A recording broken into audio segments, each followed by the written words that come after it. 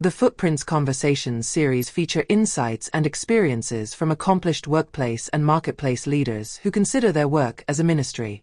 The Footprints Conversation this week is part 2 on Scarcity and Resources based on 2 Kings 4 verses 1-7. Our guest was a widow whose views about scarcity and resources were changed, and her faith moved her to become the CEO of a major olive oil company. She gave us amazing business and biblical insights into what to do before the overflow in part 1.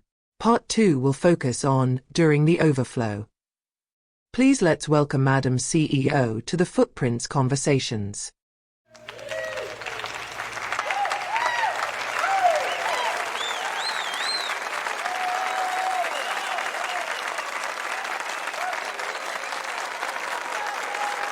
Thanks again for the opportunity to share my experience. Great. So, now you have less than half a bottle of olive oil and several empty gallons. What was going through your mind at that time? I was thinking of what's next. After gathering the empty gallons, I was supposed to then go inside and shut the door behind me and my sons. Here, I want to tell someone in your audience that the Lord does not want show off. Sometimes you must work in obscurity, to be regarded as a nobody, despised and ridiculed before the Lord brings you out to testify about what He has done with you behind the closed doors.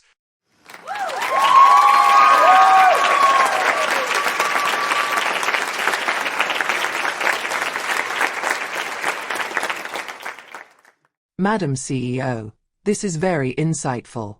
So, the Lord started working with you and your sons behind closed doors, right? Yes, He doesn't want me to pour the oil in public. God doesn't want me to prove a point.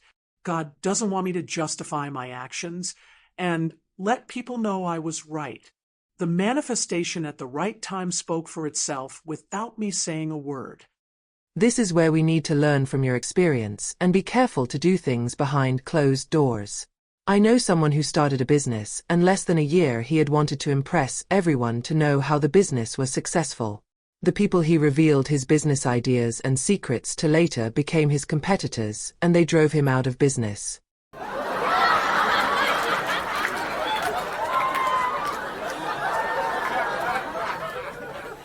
Yes, we need to be very careful here.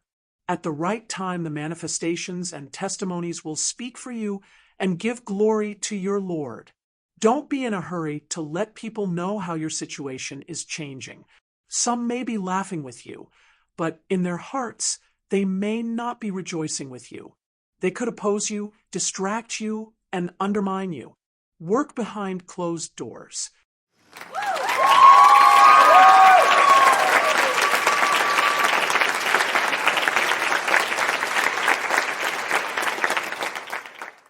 What other lessons will you teach us, particularly for our business people in the audience? Start pouring the oil into the empty gallons. Start growing the business. Faith without action is just imagination. Get to work. Start pouring, and your Lord will fill the empty gallons. This is very interesting. Many business people are spending hours in prayer camps when they could have used that time to grow their businesses. What advice would you give them? Prayer is great. I did that. But I also must pour the oil as directed and expect the Lord to fill the empty gallons. You must pray, but you must also pour the oil.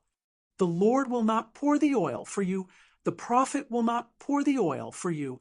Do as you are directed and expect the Lord to do what He has purposed to help your business grow. Talking about growing the business, couldn't the Lord make the business grow at once from the start? Yes, the Lord could have filled all the empty gallons Himself at a go, at the same time. But He wanted me as a business partner, so He instructed me to pour the olive oil 1 drop at a time, and He will fill the empty gallons up. That's business partnership.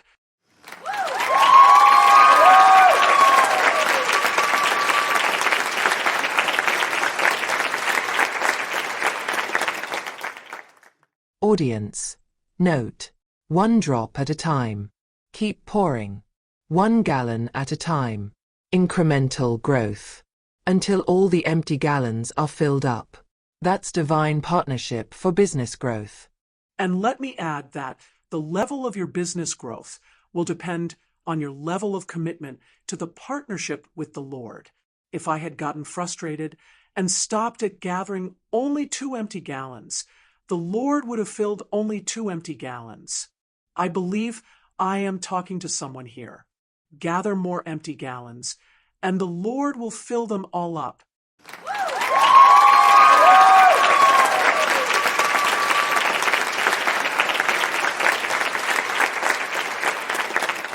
Amazing.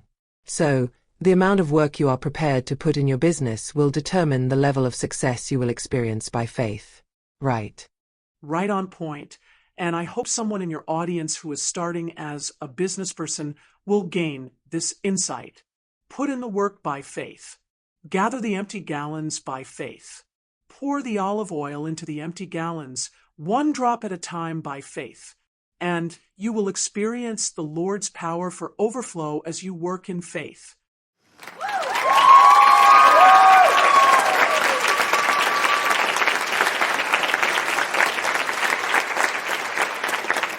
What an insight. What a lesson. We are looking forward to part 3 to tell us what to do after the overflow.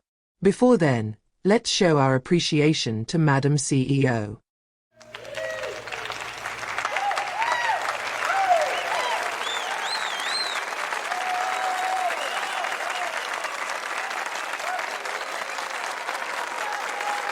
If this Footprints conversation has been a blessing to you, pass it on to be a blessing to others. Are you a believer committed to fulfilling your professional calling at your workplace and marketplace? We have several resources to help you do that.